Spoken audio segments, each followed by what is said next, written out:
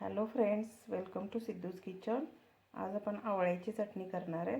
त्यासाठी हे आवळे बिना पाण्याचेच हे उकडवून घ्यायचे।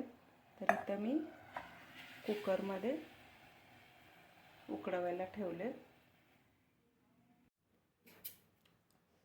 आता हे कढई ठेवलेली आहे मी गरम करायला।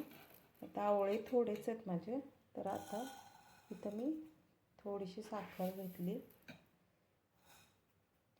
आणि या साखरेमध्ये अगदी थोडंसं पाणी घालणार आहे।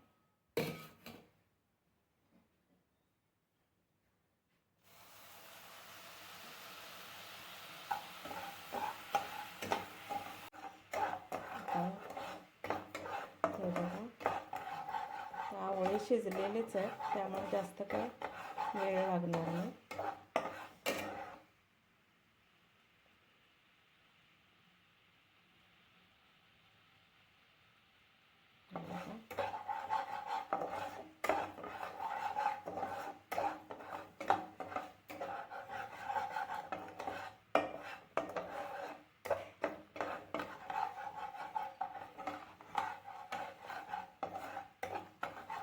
क्वांटिटी कमी आहे आवळ्यांची, त्यामुळे पाक पण थोडा कमीच आहे।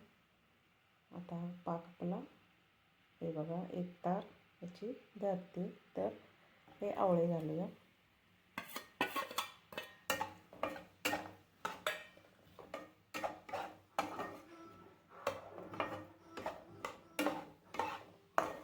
आता हे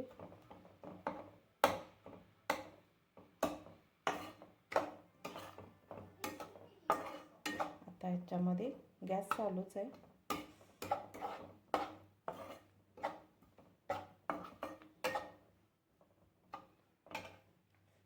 आता ह्याच्यामध्ये थोडंसं लाल तिखट,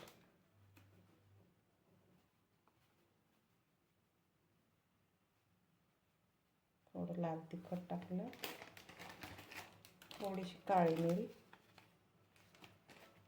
थोडासा चाट मसाला,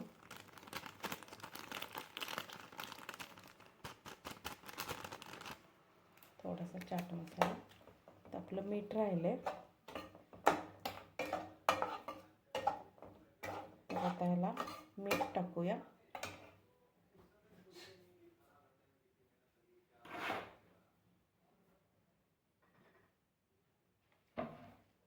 आता थोडंसं मीठ टाकूया।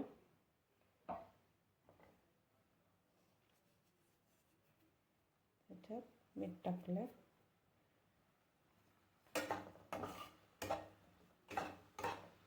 आता ह्याच्यामध्ये 2 मिनिटं असं होऊ देऊया।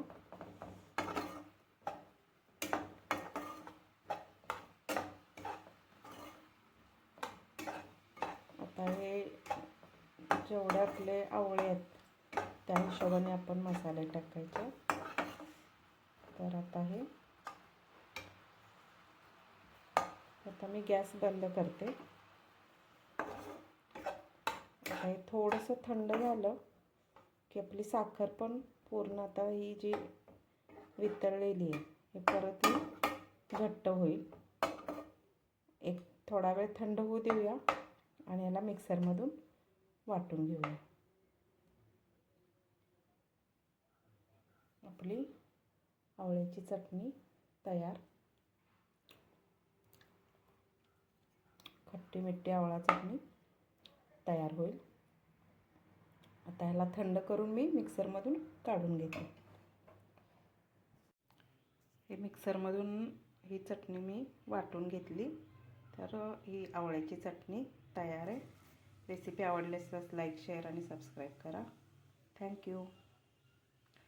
आवळ्यामध्ये व्हिटॅमिन सी जीवनसत्व असतं, त्यामुळे आवळा खाल्लाच पाहिजे। असे आवळे खाल्ले जात नाहीत, त्याचा जो स्वाद आहे तो थोडासा तुरट असतो। तर अशी तुम्ही चटणी करून खाल्ली रोज थोडी थोडी, तरी तुम्हाला व्हिटॅमिन सी मिळेल।